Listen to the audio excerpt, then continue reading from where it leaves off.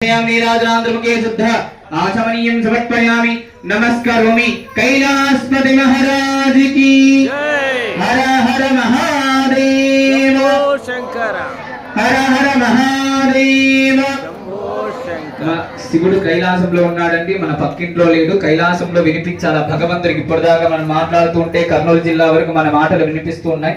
భగవంతుని యొక్క నామస్మరణ చేస్తే ఆ కైలాసంలో ఉండేటువంటి శివయ్య సంతోషించి ఆ పరివారాన్ని మొత్తం కూడా పిలుచుకొని మనల్ని అనుగ్రహించడానికి ఇక్కడ వచ్చి కూర్చోవాలి. కాబట్టి అందరు ముక్త కంఠంతో ఒక్కసారిగా గట్టిగా భగవంతుని యొక్క నామస్మరణ చేస్తే ఎంతో మధురంగా ఉంటుంది. అందరు కూడా ఒక్కసారిగా చెప్పండి, హర హర మహాదేవ హర హర మహాదేవ హర హర హర హర మహాదేవ. స్వామి హరణాలు ఇవన్నీ కూడా సమర్పించిన తర్వాత మనం ఏ విధంగా అయితే కంకణం కట్టుకొని దీక్షగా కూర్చో ఉన్నామో అదే విధంగా స్వామి వార్లకి అమ్మవార్లు కూడా కంకణ ధారణ, యజ్ఞోపవీత ధారణ ఇవన్నీ కూడా పరిపూర్ణమయ్యాయి. తర్వాత ఘట్టం వచ్చేసి కన్యాదాన ఘట్టం. అంటే కన్యను తీసుకువెళ్ళి అయ్యగారి యొక్క చేతుల్లో పెట్టడం.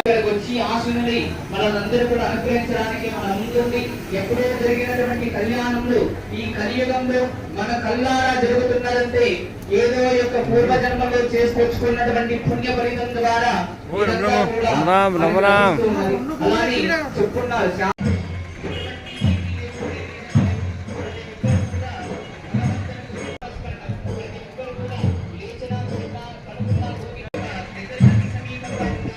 84 లక్షల రకాలు. దాంట్లో అన్నిటికంటే ఉత్తమమైన ఏం చేస్తామండి, రాయితో కొట్టి మళ్ళీ తరిమేస్తాం. కార్యక్రమాలు ఎందుకు చేసుకోవాలంటే మనకు అటువంటి జన్మ ఏవి కూడా ఇవ్వకున్నట్టుగా మానవ జన్మ ఇచ్చినందుకు మన యొక్క జీవితాంతం కూడా భగవంతునికి రుణపడి ఉన్నా కూడా తక్కువేనట.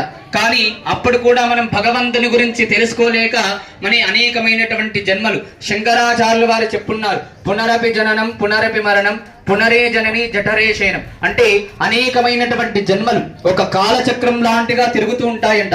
అలా అనేకమైనటువంటి జన్మలు ఎత్తుతూ, అంటే ఈ జన్మ మానవ జన్మ, మళ్ళీ ఈ జన్మలో చేసుకున్నటువంటి పాపకర్మల చేత మళ్ళీ ఇంకొక జన్మ, ఇలా అనేకమైనటువంటి జన్మలు ఎత్తుతూ ఈ యొక్క జన్మ కంటే ముఖ్య ఉద్దేశం మనమందరం కూడా ఈ యొక్క కలియుగ ధర్మం ప్రకారంగా పూజల దగ్గర కూర్చోడానికే మనకు సహకరించవు. అంటే మన కాళ్ళు మనకు సహకరించవు.